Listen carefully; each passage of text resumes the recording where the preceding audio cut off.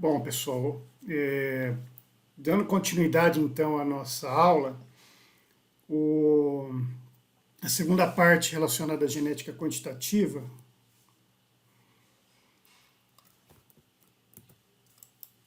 eu vou falar aqui sobre a compreensão da ação gênica, ou seja, como os genes,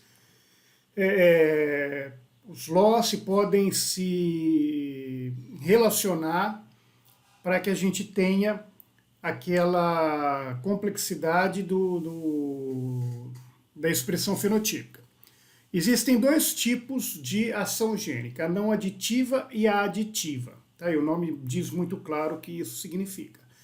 A ação gênica não aditiva, ela é representada, por exemplo, por esses fatores. A dominância completa, que vocês já conhecem, né? Eu tenho, por exemplo, 3 genótipos distintos, o genótipo heterozigoto azão-azinho e um dos homozigotos apresentam o mesmo valor fenotípico. Lembra que eu estou usando o termo valor também, porque as características quantitativas, elas são mensuráveis. Lembra que eu tenho medidas de peso, de volume, assim por diante, né? De altura. A dominância parcial ou incompleta é quando eu, como o nome já diz, eu tenho ausência da dominância completa. Ou seja, eu tenho para cada genótipo um fenótipo distinto. No caso do fenótipo heterozigoto, ele apresenta entre os valores dos homozigotos, que seriam os pontos extremos, certo? Então, o heterozigoto, azão-azinho, ele apresentaria algo intermediário entre os dois extremos, não necessariamente o ponto médio. Isso se chama dominância parcial ou incompleta. A codominância, que é um outro exemplo também onde nós temos 3 genótipos distintos para cada fenótipo, ao contrário da dominância parcial, o heterozigoto azão-azinho, o seu valor ele é exatamente o ponto intermediário dos dois homozigotos, ele corresponde ao ponto intermediário. Nós temos ainda, isso é novidade para vocês, um tipo de ação gênica, uma relação chamada de sobredominância. Como o nome diz sobredominância, eu tenho um valor fenotípico que é superior aos parentais, por exemplo, homozigotos. No caso, eu tenho um valor heterozigoto superior aos homozigotos. Geralmente, os parentais, os homozigotos, são os dois extremos, certo? A sobredominância, o heterozigoto, nesse caso, ele vai além, seja para mais baixo ou para mais alto, em termos de valor, com relação a esse tipo de sobredominância, tá certo? E, finalmente, a epistasia. A epistasia é ao contrário da pleiotropia. Enquanto a pleiotropia, eu tenho um locus que afeta mais que um traço fenotípico, ou seja, ele responde por diferentes traços. Aqui na epistasia é quando diferentes loci interagem para a expressão de um determinado fenótipo, certo? E, como diz, os loci podem estar ou não, esses pares de genes podem ou não estar sobre o mesmo cromossomo.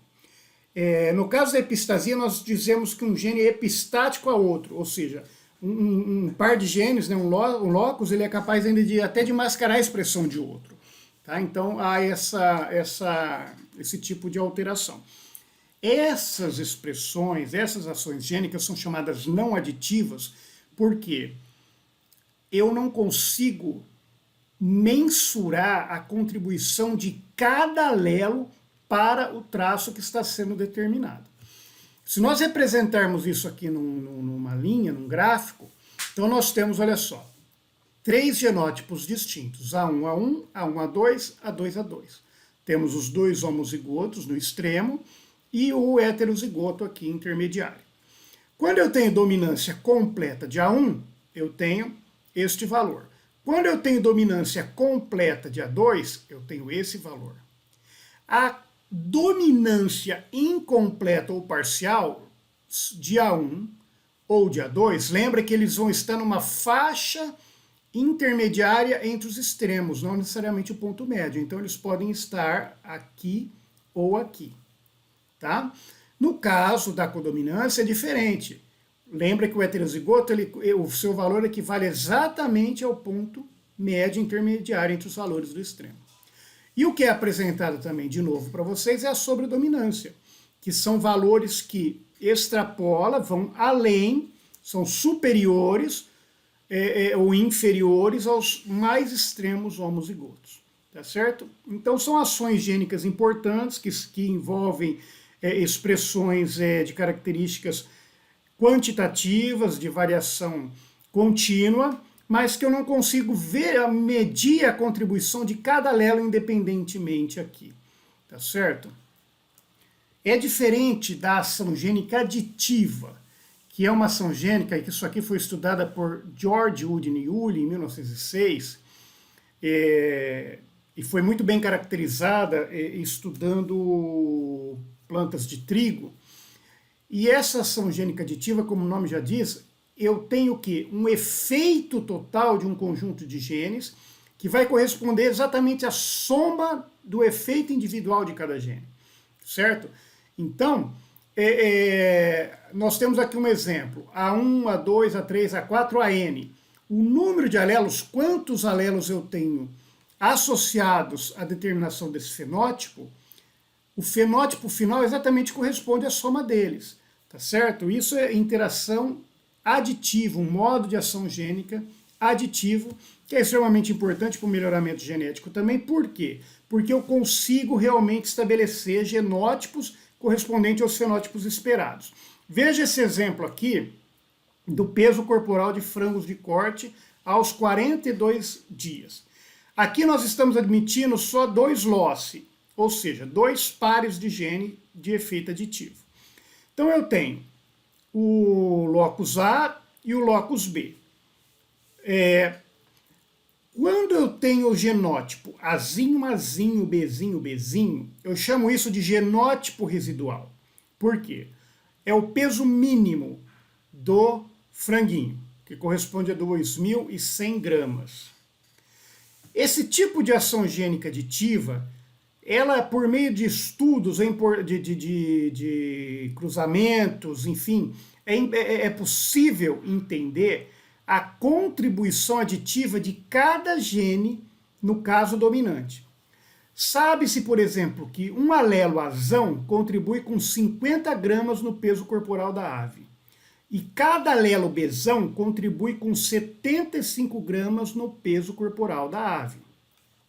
Então veja só, se eu não tenho nenhum alelo dominante, eu tenho o peso, o fenótipo residual, o genótipo residual, que é 2.100 gramas. Um genótipo onde eu incremento, acrescenta-se, observa-se 2 alelos dominantes aditivos, o A contribuindo com 50 e o B contribuindo com 75, esse peso de 2.100 gramas passa para 2.225 gramas.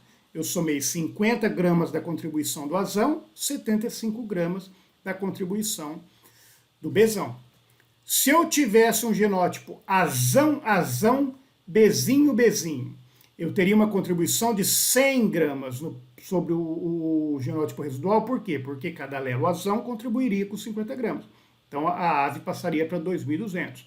Se fosse azinho, azinho, bezão, bezão, teria um incremento de 150 gramas. Cada alelo bezão contribuindo com 75. Iríamos para 2.250.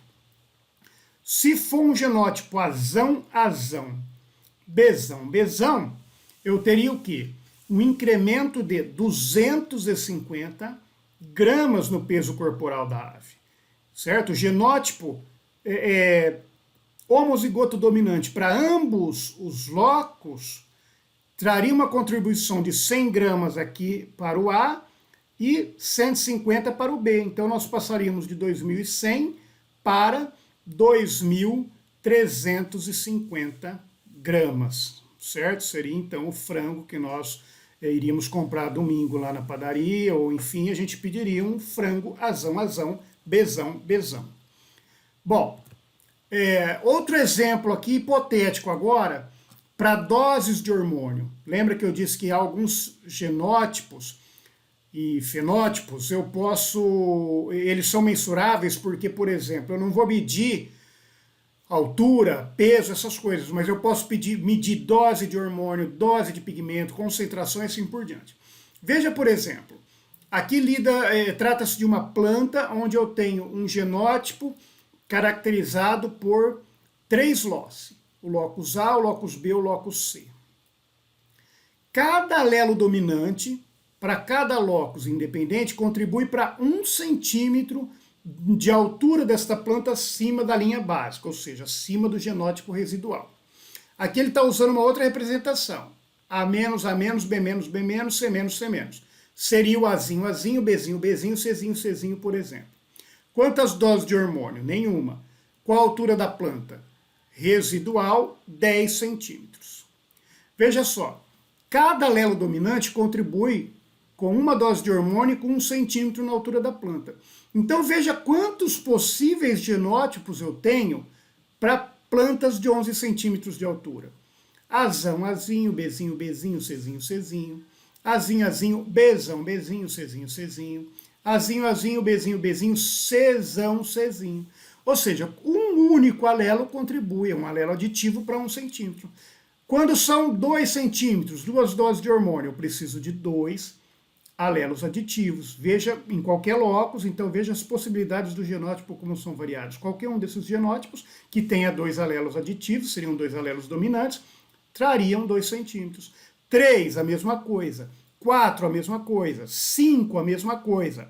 A altura máxima dessa planta, 16 centímetros, quando eu incorporo 6 doses de hormônio, graças a quê?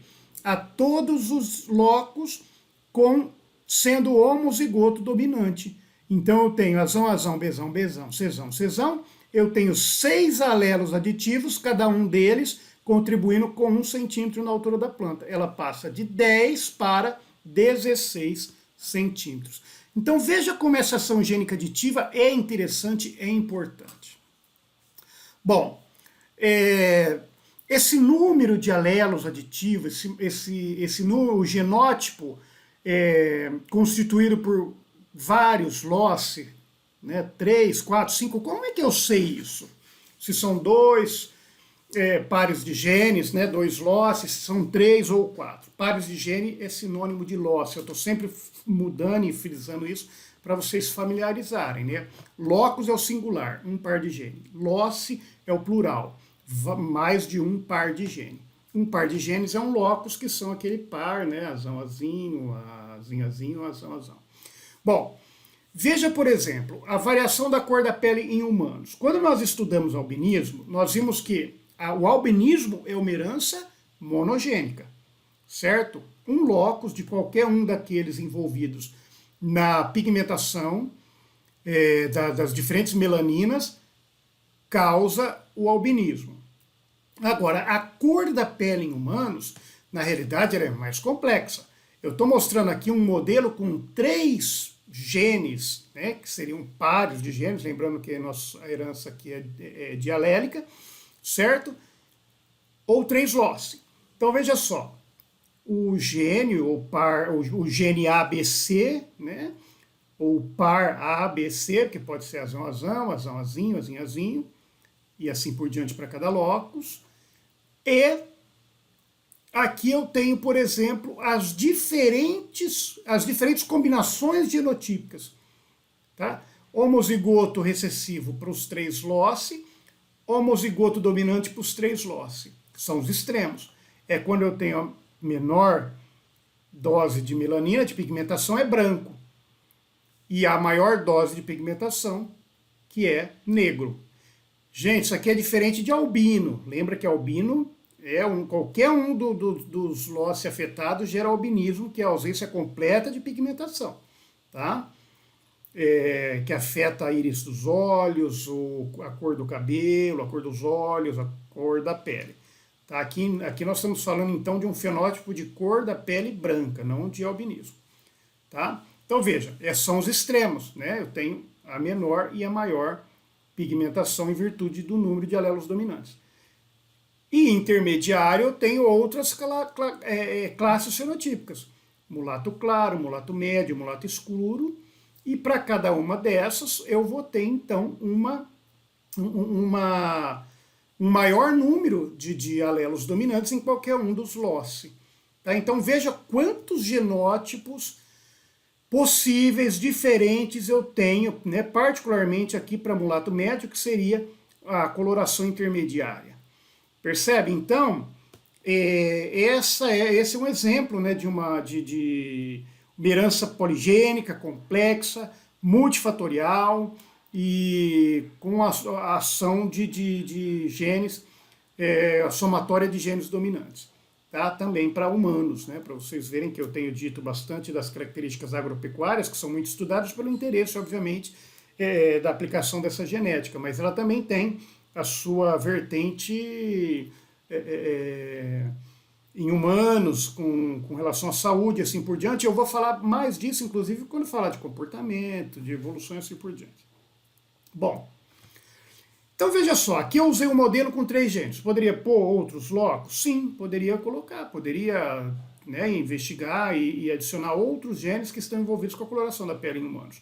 Como é que eu sei que relação existe entre o número de genes, de pares de genes de uma característica poligênica, o número de classes fenotípicas mais adequado? Tem uma regra, isso é determinado ou realmente fica a critério de quem está avaliando aquela condição? Olha, o que se sabe, obviamente, é uma regra, é que à medida que o número de loci que afetam aquele traço, aquela característica aumenta, o número de classes fenotípicas também aumenta. Então, quando eu olho, por exemplo, o exemplo inicial daquele tatuzinho, né? Com aquela carapaça bonita, toda colorida, pigmentada com cores diferentes, lembra quantas variações eu tinha, quantas classes fenotípicas eu tinha diferente. Isso é um indicativo que eu tenho o quê? Um número de loci muito maior afetando aquela característica, né? Do que propriamente outras, como talvez a coloração da estrela do mar, né? Que também era contínua, mas não tinha uma variação tão grande entre o laranja e o púrpura. Então veja, a gente pode determinar, usando uma fórmula, o número de loci ou de pares de genes que estão envolvidos naquele traço.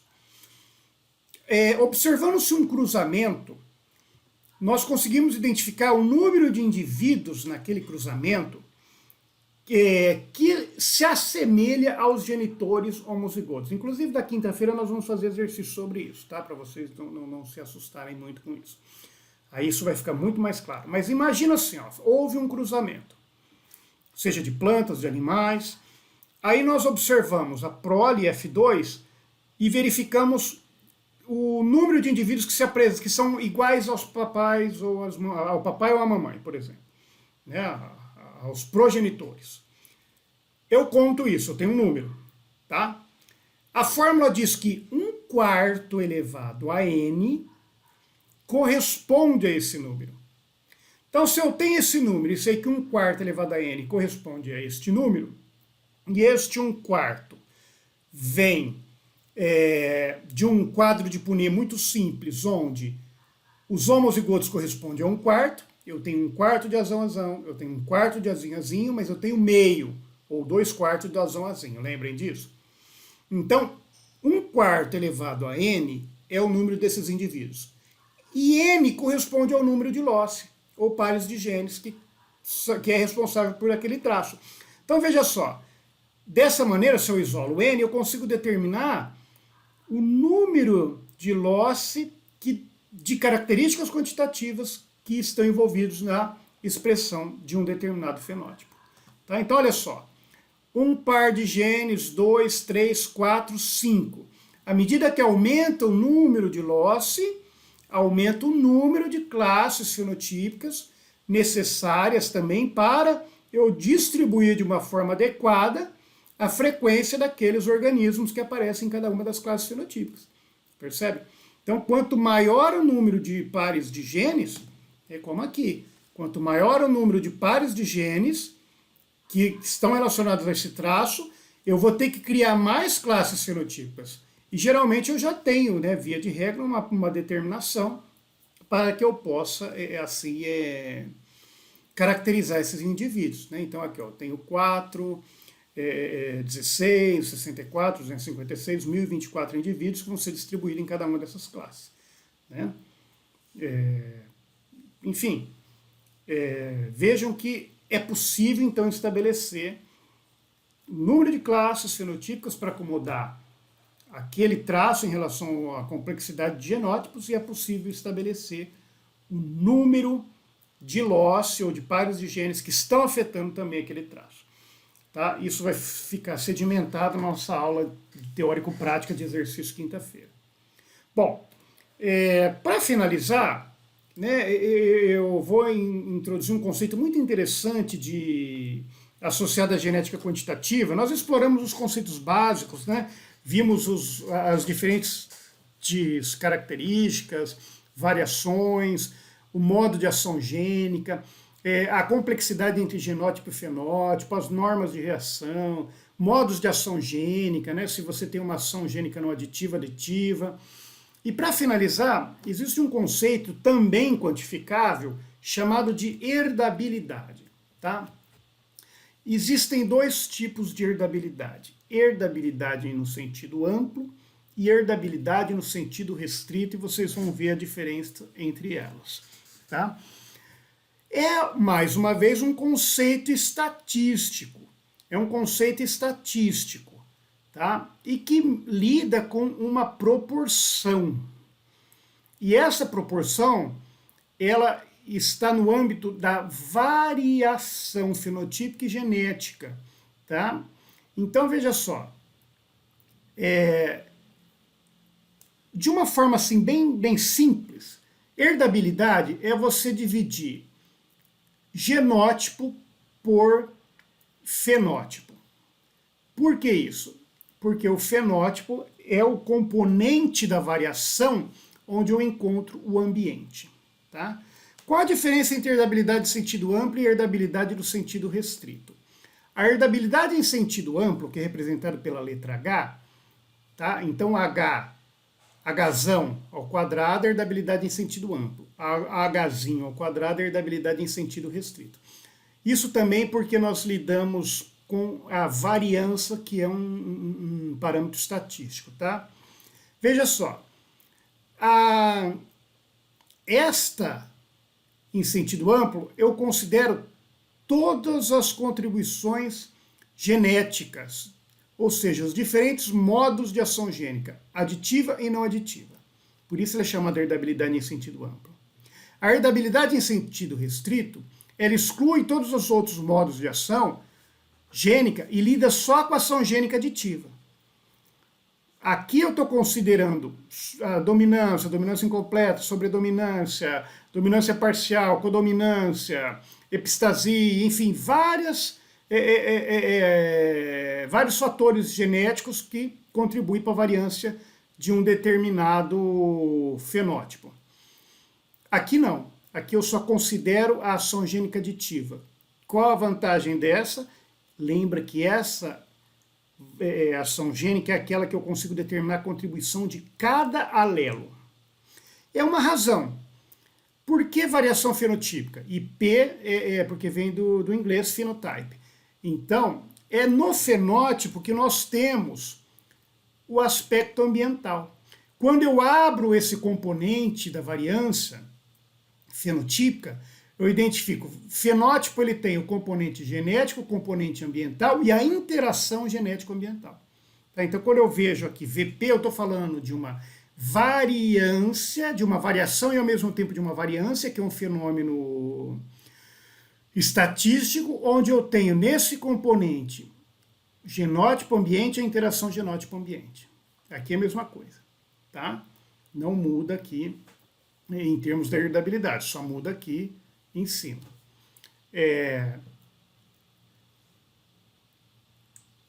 Já, olhando assim de uma forma, nós vamos fazer exercício sobre isso quinta-feira, mas só para sedimentar na cabeça de vocês, quando vocês olham o conceito de herdabilidade, que é quantificável, ele varia de 0 a 1, vejam como uma razão entre genótipo e ambiente. Ora, é muito simples. Quando eu olho para uma razão, seja aqui ou seja aqui, lembra que o que mudou é o modo de ação gênica, aqui são todos os modos de ação gênica, aqui é só a ação gênica aditiva. O que acontece? Quando este valor é maior, o que acontece? Este número é menor. Isso está querendo. O que isso implica? Que quando a influência ambiental é maior, a influência ambiental é grande da determinação desse traço, a herdabilidade é menor. Quando a influência ambiental é pequena, a herdabilidade é maior. Então já começou a perceber que quanto maior o valor da herdabilidade, isso quer dizer o quê? Que eu tenho uma influência maior do genótipo e menor do ambiente. Quanto menor a herdabilidade, eu tenho uma influência menor do ambiente e maior do... Desculpa, é exatamente isso, mas eu errei na hora de mostrar. Quando eu tenho um valor de herdabilidade menor, pequeno, eu tenho uma menor influência do genótipo, uma maior influência do ambiente. Tá? Esse slide é só para abrir aqueles componentes mostrando, né? Olha, VP é a variância que envolve o componente genético, ambiental e genético-ambiental interagindo. E no caso da variância genética, eu tenho a aditiva, a dominância, outras interações gênicas. E no caso quando eu excluo isso tudo, eu só tenho o VA para herdabilidade em sentido restrito. Então veja só, é uma razão que varia de 0 a 1 e pode ser transformada numa proporção de 0 a 100%. Quanto mais próximo de 0, aquela variação fenotípica, ela principalmente ocorre por fatores ambientais. Quanto mais próximo de 1, aquela variação acontece principalmente por fatores genéticos. Bom, quando ela está muito próxima ou ela equivale a 0, aquele traço, aquela característica, que pode ser uma característica de interesse agropecuário, por exemplo, ela não é herdável. Ela não é herdável, porque ela depende muito dos fatores ambientais do que dos fatores genéticos. Então, como é que eu controlo isso? Agora, quando ela está muito próximo de 1, isso é ótimo, é o que os melhoristas mais gostariam de ter os traços de interesse agropecuária. Herdabilidade alta. Por que herdabilidade alta? Porque quer dizer que a variação observada, ela depende de fatores genéticos não ambientais. Quando um melhorista seleciona, por exemplo, uma planta para alta produção de grãos, ele quer que essa alta produção de grãos, por exemplo, a soja, aconteça se essa soja for plantada no sul, no centro e no norte do país. Não é verdade? Agora, se você tem uma herdabilidade baixa e os fatores ambientais influenciam muito essa produção de grãos de soja, e ela está adaptada a climas mais frescos, obviamente que eu só vou ter uma boa produção no sul do país, tá? Não no centro e no norte, nordeste e assim por diante. Entenderam a importância da herdabilidade? Então, olha só, ela e dentre esses fatores, a herdabilidade em sentido restrita, ela é muito mais interessante ainda para os programas de melhoramento genético e seleção artificial, exatamente porque eu estou lidando com uma característica quantitativa em que eu consigo medir a contribuição de cada alelo, como nós fizemos com aqueles franguinhos de corte, onde cada alelo contribui com X definido em peso, altura e assim por diante. Tá bom? Bom, veja aqui, por exemplo, algumas estimativas de herdabilidade para características em alguns organismos. Camundongos, o comprimento da cauda, 60%. Primeiro, que tipo de herdabilidade eu estou analisando? Em sentido amplo ou restrito? Eu estou analisando aqui herdabilidade em sentido restrito, Hzinho. Qual a diferença dela para sentido amplo? O único tipo de ação gênica que eu estou considerando na variância genética é ação gênica aditiva, tá certo? Bom, 60% para o comprimento da cauda, está acima de meio, está mais próximo de 1. Está querendo dizer o quê? Que para o comprimento da cauda em camundongos, eu tenho uma influência do genótipo, genética, maior do que do ambiente. Peso corporal, 0,37 ou 37%. Tamanho da ninhada, né, número de filhinhos por prenhez, não é postura aqui no caso, meu Deus, quando dá a luz, né, o camundonguinho. 15% ou 0,15, abaixo de meio. Esse aqui muito mais próximo de 0,1, de zero. Quer dizer o quê? Para esses traços, eu tenho uma influência ambiental maior do que a influência genética. Por que é baixo? Lembra? Porque eu tenho o quê? O componente ambiental sendo maior. A influência ambiental é mais forte que a influência genética. Então aqui aumentou, essa aqui é menor, esse número tende a cair. Galinhas. Agora vamos passar aqui para espécies de interesse agropecuário. Galinhas e gado. Peso corporal em galinhas, 50%. Produção de ovos, 20%. Eclosão de ovos, 15%. Gado, peso ao nascer, 45%. Produção de leite, 44%. Taxa de concepção, 3%. Né? A prenhez, a proporção de prenhez. Percebe que esses valores, ó, tirando com exceção daqui que é na metade, que é 0,5, todos são abaixo de meio. Então, muitas características de interesse agropecuário que geram divisas, né, para o país, para o agronegócio, elas têm baixa herdabilidade. Isso quer dizer o quê? Que esses traços fenotípicos de herança poligênica, complexa, multifatorial, eles têm uma influência ambiental muito grande. Por isso que é difícil para um melhorista genético fazer a seleção artificial. São anos de pesquisa, são anos de trabalho para que eu possa identificar genes, fatores que respondem para um traço, por exemplo, importante, né, como produção de leite, produção de ovos, produção de grãos e assim por diante, resistência à seca, enfim, há vários fatores climáticos importantes de adaptação para plantas e animais no campo. E por isso que eu tenho que, isso é importante, né, não só para zootecnistas, agrônomos, mas também biólogos, né, que lidam com aspectos ecológicos também. Por quê? Porque imagina vocês, um programa de melhoramento genético que levou anos para ser concluído, eu consigo aqui um gado leiteiro com uma alta produção, mas restrita a uma área do país. Por quê? Porque a influência do ambiente eu consegui selecionar, mas a influência do ambiente sendo muito forte, esse gado só vai produzir leite, por exemplo, lá na fazenda da Unesp, onde nós fizemos os experimentos de seleção artificial de melhoramento genético. Se esse gado for, se eu tiver um plantel, se eu tiver um curral, né, deste gado, aqui lá em Campinas, por exemplo, enfim, numa outra região do estado de São Paulo, ou se eu for lá para Minas Gerais, isso vai ser afetado grandemente em função dos aspectos climáticos. Ou da disponibilidade de nutrientes que foi fornecida e assim por diante. Tá certo? E, então, é difícil, né? Realmente, essa questão do melhoramento genético, ela é bastante difícil. E quando aplicada a humanos? Como é que eu faço esse tipo de estudo de herdabilidade? Porque herdabilidade, como eu disse, é um experimento em que você faz cruzamentos, observa a prole e vê em diferentes condições experimentais as alterações que ocorreram. Quando você mudou o clima, obviamente, mudou a nutrição, mudou alguns fatores que são possíveis de mudar e que fazem parte da variância fenotípica. Eu não posso fazer isso com o humano, o genótipo não muda, o genótipo não tem como mudar, menos que eu crie um transgênico.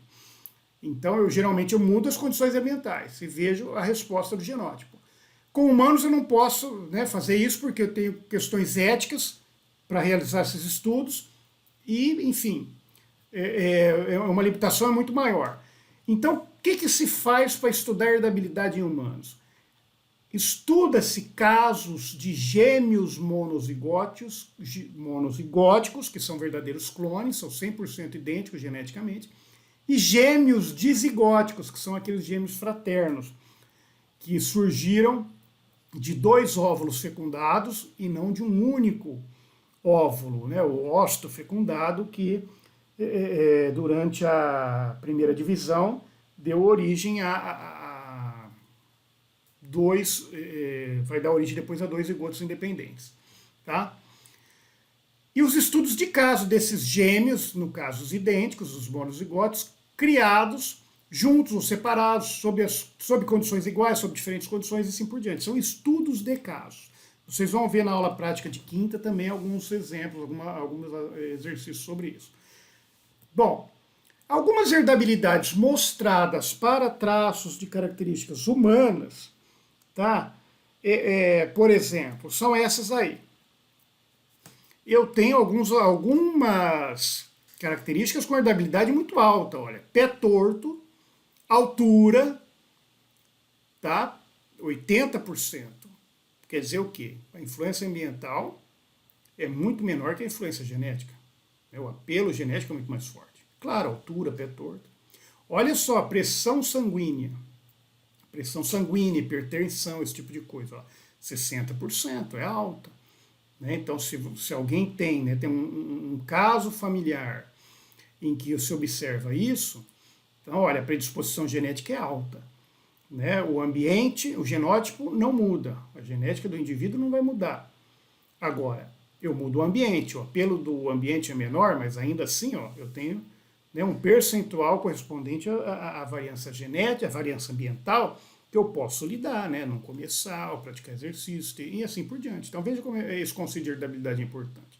Índice de massa corporal, meio, 50%. Né? Então todo mundo, é claro, tem uma predisposição genética, mas com um controle ambiental, uma atividade física, né, dá para regular aí o peso e assim por diante. Aptidão verbal, né, falar em público, ter uma boa aptidão verbal. Tem uma influência, uma herdabilidade mais alta que a aptidão matemática, né? Por exemplo, eu não sei matemática, eu não gosto de matemática. Aí é ambiente, né? Procura recursos, formas de aprendizagem que facilitem isso. Aptidão em soletrar. Contagem total de crista dérmica, óbvio, a nossa impressão digital. Ela é extremamente, tem uma herdabilidade muito alta. Tem uma variância genética muito forte. Claro, se fosse assim, a gente poderia identificar indivíduos pela contagem total de crista dérmica, pela impressão digital e assim por diante. Na verdade, 90%, olha só. Eu tenho um pequeno percentual de variância ambiental, né? Claro, temperatura, enfim, alguma alergia, alguma coisa que realmente me leva a descascar, a perder um pouco isso, mas é muito pouco, é muito pequena. Olha, colesterol, 60%, assim como pressão sanguínea, colesterol sérico, 60%. Então, aí quem está, pressão sanguínea, índice de massa corporal e colesterol sérico. Vejam que nós temos herdabilidades aqui intermediárias e um pouco mais para cima. Então, genética está contribuindo com certeza. Mas o ambiente, né, nós podemos mudar e trabalhar, então, de maneira a controlar. Né? Se tem caso familiar, já veja aí a questão ambiental, de ter uma vida que não seja sedentária, que você possa praticar atividades, não comer, né, a gordura da picanha, assim por diante. Inteligência é muito controverso. Eu vou falar quando eu falar de genética do comportamento, algo a respeito, e lá eu chamo de coeficiente G, fala-se de QI, hoje, como medir inteligência? Hoje fala-se de um coeficiente G que nós vamos abordar em termos de habilidades cognitivas. Inteligência é muito complexa, principalmente falando em humanos, mas nessa literatura que traz essa medida, ela mostra de meio a 8%. Tá? Meio a 8%, ou seja, meio a 0,8%, ou seja, 50% a 80%. 80% seria uma herdabilidade muito alta. Mas, isso aqui é só um exemplo a ser discutido, porque quando eu falar de genética do comportamento, vocês vão ver que esse conceito de habilidade cognitiva, de aptidão, seja geral ou seja específica, ela tem influência ambiental muito forte, ela é poligênica e ela tem também um fator, um parâmetro que envolve um aspecto durante a infância e durante a fase adulta. Muda, inclusive, a herdabilidade, ou seja, o aspecto de influência ambiental na fase infantil e adolescente e na fase adulta, tá? Então, mas isso aqui é só ilustrativo. Bom, então veja, assim nós concluímos, né, esses conceitos básicos da genética aplicada, né? São vários detalhezinhos, né, uma aula assim ampla, e muito desses conceitos vão ser base, né, para outros estudos em que envolve traços, características, seja em plantas, animais e humanos, que tenham algum interesse, até mesmo social, como nós vamos discutir às vezes mais para frente, que geram controvérsias e que tem que lançar a mão da genética quantitativa para a compreensão. Tá certo? Bom, eu espero que vocês tenham gostado da aula. Esses conceitos vão ficar muito melhor sedimentados quinta-feira, quando a gente estudar exercícios, né, teórico-práticos, em que nós vamos falar sobre herdabilidade, vamos falar sobre ação gênica aditiva, tá certo? E assim por diante. Tá? Muito obrigado, um abraço para vocês.